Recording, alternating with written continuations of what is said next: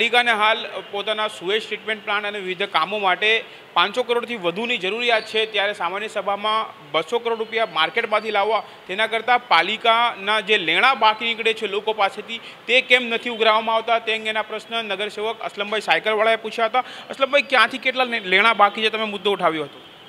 જ્યારે મારે ધ્યાનમાં આવ્યું કે સુરત મહાનગરપાલિકાએ પોતાના કિંમતી પ્લોટો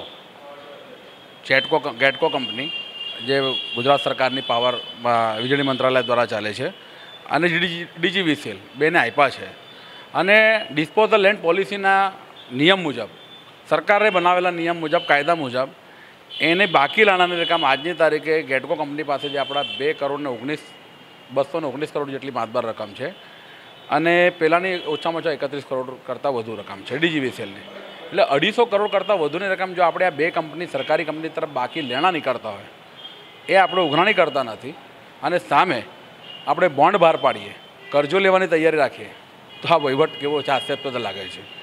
બીજી વાત ખાસ કે સુરત મહાનગરપાલિકાના 116 સભ્યમાં 2 સભ્ય એવા છે કે જે ધારાસભ્ય પણ છે અને બીજા અન્ય 10 ધારાસભ્યો અને 12 ધારાસભ્યો સુરત શહેરના છે જેને મહાનગરપાલિકાને લાગતું ઓળખતું છે, જે મહાનગરપાલિકાની દર મહિને મળનારી સંકલન સમિતિમાં બેસે છે અને સંકલન સમિતિમાં હર હંમેશા અધિકારીઓ પર પોતાના ઘરના નોકર એવી રીતે વર્તાવ કરે છે, દબાણ નાખે છે, અન્ય કામો કરાવે છે।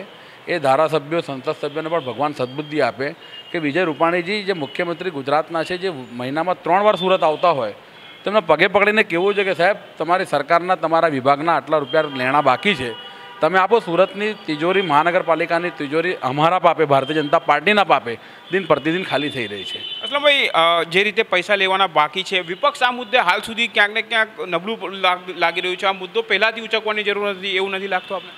એક તો આપને કહું કે આવા બધા જે વહીવટ એ લોકો કર્યા છે, આપને જે કહું કે આજની ફાઇલ જ્યારે મને ખબર પડી તો ટાઉન પ્લાનિંગ વિભાગ એ ફાઇલને દબાવવાની કોશિશ કરતો હતો અને ટાઉન પ્લાનર જે ડૉક્ટર મનીષ ડૉક્ટર છે એમને નીચેના અધિકારીને પર સૂચના આપી કે અસલમભાઈને ફાઇલ નહીં આપતા, કે કાગળ નહીં આપતા।